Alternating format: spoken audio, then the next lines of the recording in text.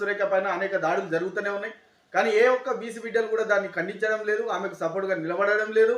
మనం బీసీ ఉద్యమాలని చెప్పేసి 42% రిజర్వేషన్లని పనికిరాని జీవో పేపర్ని పట్టుకొని మనం తిరగడం ఎంతవరకు కరెక్ట్ అని చెప్పి దానికోసం 42% రిజర్వేషన్ ఏ రకంగా కొట్లాడాలనేది మనకు ఒక సోయి రావాలి. ఎందుకంటే ఎవరెవరో మన బీసీ ఉద్యమాన్ని కూడా హ్యాక్ చేసే ధోరణి జరుగుతూనే ఉంది. ఆల్రెడీ తెలంగాణ ఉద్యమాన్ని ఎట్లయితే తీసుకున్నారో అట్లనే మన బీసీ ఉద్యమాన్ని కూడా కొంతమంది వేరే వర్గాలు మన చేతులకి వెళ్ళి తీసుకోవడం జరుగుతుంది. అందులో భాగంగా కొంతమంది మీద దాడి జరుగుతుంది. పద్మశాలి బిడ్డ పైన, అలాగే కొండ సురేఖ పైన దాడి జరుగుతుంది. తర్వాత బూరా నరసయ్య గౌడ్ గారు వాళ్ళు ఒక బీసీ ధారణకు వచ్చినప్పుడు ధారణలో కూడా వాళ్ళను గౌడ బిడ్డను అవమానించడం ఎంతవరకు కరెక్ట్, మన బిడ్డలను మనం అవమానించడం కరెక్ట్ కాదని చెప్పి నాకు అనిపిస్తుంది. ఎందుకంటే ఆయన మాజీ ఎంపీ అంటే ఆయన బీజేపీ మాజీ ఎంపీ అయితే ఈయన మాజీ ఎంపీ అయ్యి ఉండి బీజేపీ పార్టీకి ఏ రకంగా చెప్పగలుగుతాడు? 42% రిజర్వేషన్ ఎట్లా కొట్లాడగలుగుతాడు? పదవులో లేనైనా పట్టుకొని ఒక బీసీ బిడ్డ పైన, ఒక గౌడ బిడ్డ పైన ఇలాంటి దాడి అనేది నాకు కరెక్ట్ కాదనిపిస్తుంది. ఆ దాడికి ప్రేరేపించిన వాళ్ళు కూడా నాకు కరెక్ట్ కాదనిపిస్తుంది. ఎందుకంటే మన బీసీల బిడ్డ మీద మనం దాడి చేసుకోవడం ఏంది? మీరు బీజేపీ ప్రభుత్వాన్ని ప్రశ్నించాలంటే కిషన్ రెడ్డికి ఎందుకు అడుగుతలేరు? తర్వాత రఘునందన్ గారిని ఇట్లా ఎందుకు అడుగుతలేరు? వెలుమదొరల పైన ఎందుకు దాడులు జరుగుతలేవు? వెలుమదొరలను వాళ్ళని ఏ రకంగా మీరు అడుగుతలేరు? ఎక్కడ కూడా బీజేపీ ప్రభుత్వాన్ని ఎక్కడ బీసీలు ఉన్నారో, కాంగ్రెస్ ప్రభుత్వంలో బీసీలు ఉంటే బీసీలను అడుగుతారు, బీజేపీలో బీసీలు ఉంటే బీసీలను అడుగుతారు. అరే మీకు అగ్రవర్ణాల పైన పోరాటం చేయడానికి చేత కదా? అరే అగ్రవర్ణాల పైన కొట్లాడడానికి రానప్పుడు మన బీసీ బిడ్డలను మనమే దాడులు జరుపుకుంటామా? ఈరోజు మున్నూరు కాపుల మీద దాడి జరిగింది, పద్మశాలి బిడ్డల మీద దాడి జరుగుతుంది, గౌడ బిడ్డల మీద దాడి జరుగుతుంది.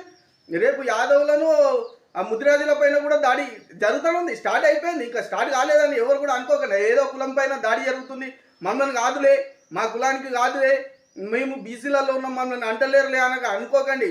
ఏదో ఫస్ట్ మున్నూరు కాపుల మీద దాడి చేసిరు, పద్మశాలి బిడ్డల మీద దాడి చేసిరు, గౌడ్ల బిడ్డల మీద దాడి చేస్తారు. అలా ఒక్కొక్క ఏదైతే 5 కులాలు ఉన్నాయో బీసీలల్లో, ఆ బీసీల 5 కులాలను వీళ్ళు టార్గెట్ చేస్తున్నారు.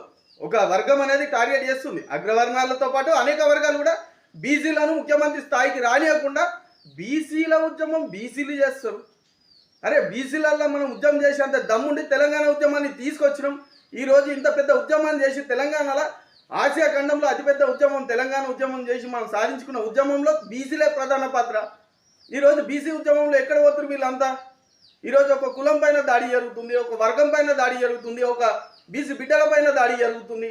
ఎందుకు ఖండిస్తున్నారో నాకు అర్థం కావట్లేదు. మరి ఇది ఏ రకంగా మీరు చూస్తారో, లేకపోతే మీరంతా కూడా ఈ ఆలోచనలో లేకుండా కూడా ఉండడం కరెక్ట్ కాదనిపిస్తుంది. ఎందుకంటే మన 18 తారీఖున జరిగిన ఉద్యమం అదేదో బీసీ బంద్ అని చెప్పేసి అన్నారు. శత్రువులు కూడా మన వెనుక ఉండి బంద్ అంటే ఇంకెక్కడ జరుగుతుంది ఉద్యమం? మార్వాడీస్ గో బ్యాక్, మార్వాడీస్ ఉద్యమంలో మార్వాడీస్ అంతా మనకి ఎన్నుకోండి గో బ్యాక్ అంటే ఎవరిని గో బ్యాక్ అంటున్నాం? స్వాతంత్ర ఉద్యమంలో బ్రిటిష్ గో బ్యాక్ అంటే బ్రిటిష్ వాళ్ళు మన వెనుకోకుండా ఎవరిని గో బ్యాక్ అంటున్నారు? ఎవడు శత్రువు ఎవడు అంటే మన బీసీ బిడ్డలనే మనకు చూపిస్తున్నారు.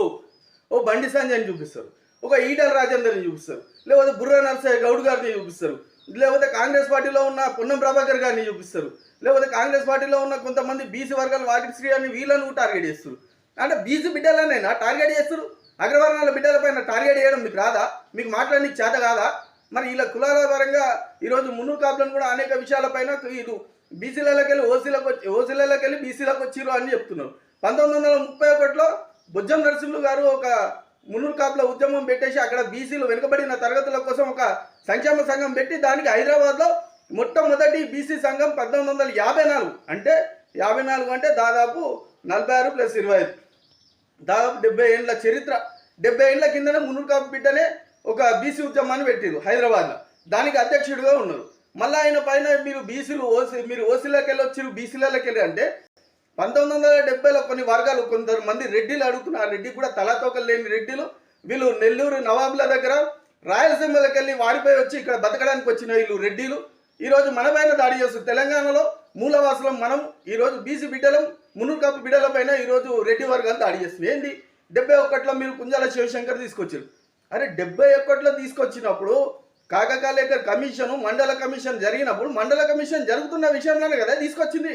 మండల కమిషన్ అంత ఈజీగా నీకు ఇవ్వలేదు కదా. 1990లో వీపీ సింగ్ గవర్నమెంట్లో బీసీలకు రిజర్వేషన్ వచ్చింది. 1970లో మున్నూరు కాపులు ఉంటే మీకు ఏం వచ్చింది? ఎక్కడి నుంచి వచ్చింది? 1970 నుంచి 2025 అంటే 55 సంవత్సరాలు మీరు సైలెంట్గా ఉండి ఈ రోజు మునురు కాపులు చైతన్యం చెందిరు, వీళ్ళు రాజకీయంగా ముందుకు వస్తారు.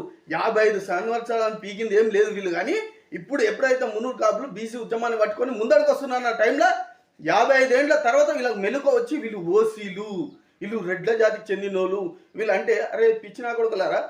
డిఎస్సి రామ్ రెడ్డి నాయక్ ఐపీఎస్, రామ్ రెడ్డి నాయక్, ఆయన నాయక్ ఎస్టీ అని లంబాడి అని చెప్తున్నాడు. రెడ్డి ఎట్లా అయ్యిండు బై? రెడ్డి ఎట్లా అయ్యిండు? అట్లానే రఘువీర యాదవ్ అయిన ఏపీ మన ఆంధ్రప్రదేశ్లో ఏఐసిసి మన కాంగ్రెస్ పార్టీ అధ్యక్షుడు రఘువీర యాదవ్ రెడ్డి ఎట్లా అయ్యిండు? ఆ రోజులలో ఒక ఊర్లలో పుట్టిన ప్రతి బిడ్డకు రెడ్డి అని పెట్టడం జరిగింది. కొంతమందిని రెడ్డిగా చిత్రీకరించి లంబడి వాళ్ళని, ఎస్సీలను, మాల అందరినీ, బీసీలను కూడా ఈ రకంగా రెడ్డి అని. ఆ రెడ్డి అనేది ఒక ట్యాగ్లైన్ తప్ప అది కులం కాదు. అది రెడ్డి అనే పేరు ఒక ట్యాగ్లైన్, అది కులం కాదు. వీళ్ళు రాయలసీమ నుంచి బతకడానికి వచ్చి నవాబుల దగ్గర వీళ్ళు పనిచేసి మన మీద పెత్తందారు వ్యవస్థ చేసి ఈ రకంగా తీసుకొచ్చి మనల్ని ఈరోజు వీళ్ళంతా మనల్ని ఇబ్బంది పెడుతుంది. నేను రెడ్డిలను తప్పు పడతలే, రెడ్డి కులాన్ని తప్పు పడతలే. ఎవరైతే రెడ్డిలు మా మీద దాడులు జరుగుతారో, బీసీ బిడ్డలపైన దాడులు జరుగుతారో అలాంటి వాళ్ళకు నేను సమాధానం చెప్తున్నా. రెడ్డిలలో ఎవరైతే బడుగు బలైన వర్గాలు ఉన్నారో, ఎవరైతే పేదలు ఉన్నారో వారికి బీసీ సంఘాలన్నీ అండగా ఉంటాయని చెప్పేసి సభాముఖంగా తెలియజేస్తున్నా. అంతేగాని రెడ్డిల మీద మాకు ఎటువంటి కోపం లేదు. మా మీద ఎవరైతే దాడులకు జరిపి మమ్మల్ని అన్యాయంగా మమ్మల్ని చిత్రహింసలు పెట్టి మాకు గొడవలు పెట్టే వారికి అలాంటి రెడ్డిలకు నేను గుణపాఠం చెప్పాలని చెప్పేసి నేను ప్రజాముఖంగా తెలియజేస్తున్నా. అంతేగాని ఇది ఇంకో ఉద్దేశం కాదు. అదే విధంగా ఏదైతే వీళ్ళు అఖ్తార్ నవాబుల దగ్గర నుంచి, నెల్లూరు నుంచి, కడప నుంచి వీళ్ళంతా రాయలసీమకు చెందిన రెడ్లు ఈరోజు బతకడానికి వచ్చిరు. మున్సిపల్గా నవాబుల దగ్గర పరిపాలన చేసి వాళ్ళ దగ్గర మన మీద వాళ్ళు దాడులు చేసి భూములు గుంజుకొని ఈరోజు వేల ఎకరాల భూములు తీసుకున్నారు కొంతమంది రెడ్డి వర్గాలు. అరే ఇది ఏంది? ఇదంతా మనకు చరిత్ర తెలియకుండా ఎవడో ఏదో మెసేజ్ పెడితే, ఎవడో ఒక వీడియో పెడితే, ఎవడో ఒకడు ఖండిస్తే దాన్ని మనం వైరల్ చేసుకుంటాం. ఈరోజు ఎక్కడ ఉన్నాం మనం? అసలు ఎక్కడ ఏ దేశంలో ఉన్నాము మనం? అసలు మన తెలంగాణలో ఉండి మన తెలంగాణలో మనకి ఇంత అన్యాయం జరుగుతుందని మనం పోరాడలేకపోతున్నాం. కాబట్టి బడుగు బలైన వర్గాలు, బీసీ బిడ్డలంతా కూడా, మునురు కాపు బిడ్డలు కూడా ఈ ఉద్యమంలో పెద్ద ఎత్తున తీసుకోవాలి. ఎవరైతే ఒక బుక్ రాసి అందులో మునురు కాపులు ఒక 20 సీట్లు ఎక్కువ తీసుకున్నారట. 20 సీట్లు ఎవరు తీసుకున్నారు? జాజుల సురేందర్ ఎల్లారెడ్డి కాన్స్టిట్యున్సీలో ఒక రెడ్డి సీట్ తీసుకున్నాడు. రెడ్డిది అంటే మనకు రిజర్వేషన్లు రాకపోయినా కూడా వాళ్ళ దగ్గరికి వెళ్ళి మనము రిజర్వేషన్ల పరంగా మనం గుంజుకొస్తుంటే అది రెడ్డి సీట్ తీసుకుంటే మన మీద ఏడుపు. అరే గంగుల కమలాకర్ ఒక కరీంనగర్ సీట్ను బీసీ సీట్ తయారుగా చేసిండు. తర్వాత కొండ సురేఖ గారు, అలాగే నన్నపనేని నరేందర్ అలాంటి వాళ్ళు బీసీ సీట్గా దాన్ని డిక్లేర్ చేసిరు వరంగల్ లిస్ట్ని. మళ్ళీ రెడ్డిలకు రాకుండా వెలమదొరల మీద కొట్లాడి ఈరోజు ఆది శ్రీనివాస్ గారు వేములవాడలో ఒక వెలమదొర మీద కొట్లాడి ఈరోజు వెలమదొర సీటు తీసుకొచ్చుకున్నాడు. అదేమో బీసీలకు ఇచ్చిన సీట్, అది బీసీలో రిజర్వేషన్ ఉందా? ఇలా ఎన్నో రకాలుగా దానం నాయందర్ గారు రెడ్డి సీటు తీసుకొని వచ్చిండు. బాయిరెడ్డి గోవర్ధన్ గారు అక్కడ భూపతి రెడ్డి సీటు. అరే వీళ్ళంతా రెడ్ల సీటు కొట్టుకొస్తుంటే మనకు కానీ రిజర్వేషన్లలో వీళ్ళు రిజర్వేషన్లను తీసుకొని వస్తుంటే మనకు ఒక సీట్లను కేటాయించుకొని మన పాలన మనం చేసుకోవాలి. మునురు కాపులు ఎక్కడ కూడా పేరు చివరన పటేల్ అని పెట్టుకుంటే మీకు ఇబ్బంది అవుతుంది కదా. మా పేరు చివరన పటేల్ అని 2% మందే, ఇంకా వాడుకలకు వచ్చింది, రాతలకు రాలేదు. 2% మంది పటేల్ అని పెట్టుకున్నందుకే మీకు ఈరోజు ఉచ్చబడిపోతుందని చెప్పేసి ఈ సభాముఖంగా మీకు అందరికీ చెప్తున్నా. ఈ 2% ప్రజలు ఉచ్చబోపిస్తున్నారు.